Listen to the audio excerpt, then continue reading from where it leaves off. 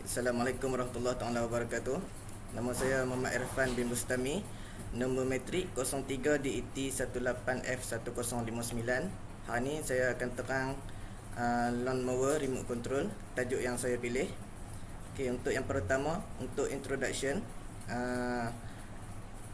mesin rumput ni digunakan untuk membantu petani memotong rumput di kawasan yang besar, yang luas. Yang kedua, belik mesin rumput ni kita boleh ejah dekat remote control sahaja. Okay, yang ketiga, mesin rumput ni tak boleh dikontrol oleh budak-budak bahaya. Okay, yang keempat, speed belik dia kita boleh kontrol dekat remote control ya.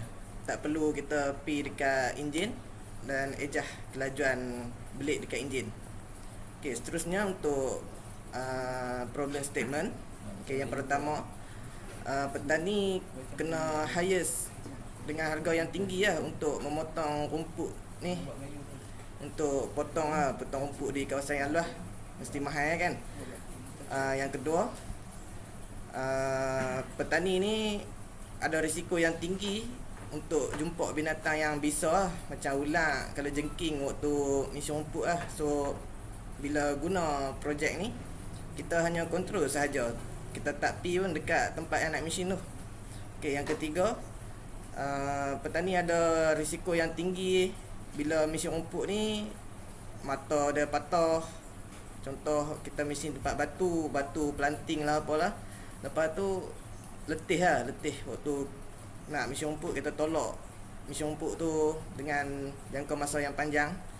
Okay, yang terakhir sekali, kita akan sakit bau bila mesin rumput, bila kita guna mesin rumput galah berat kan. Okey, untuk objektif pula, objektif saya untuk memudahkan pekerjaan petani untuk mesin rumput ke tempat yang luas dengan selamat dan cepat. Yang kedua, bantu petani untuk mesin rumput di kawasan yang bahaya.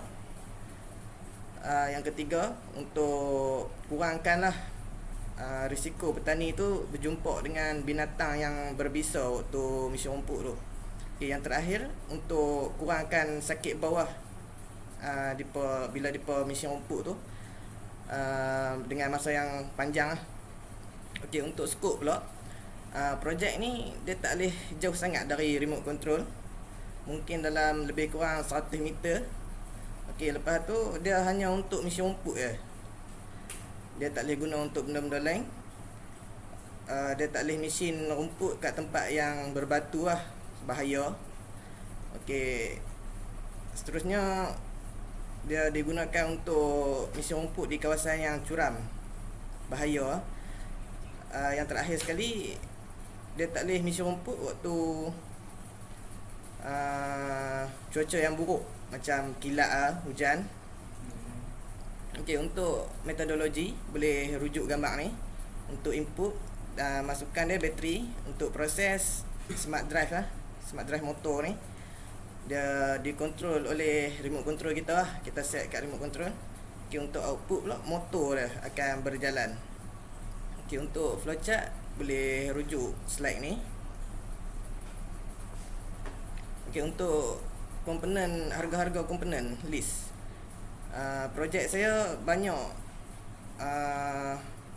mahal dia sebab silap beli komponen Yang lain-lain tak ada apa pun. Untuk motor DC RM300 untuk 2 unit. Untuk smart motor drive RM350. Dan lain-lain tu boleh rujuk slide ni. Okey, seterusnya untuk result, kita bagi sedikit keselesaan kepada pengguna. Lepas tu, projek yang saya buat ni dia friendly projek. Semua boleh kontrol, semua orang boleh kontrol.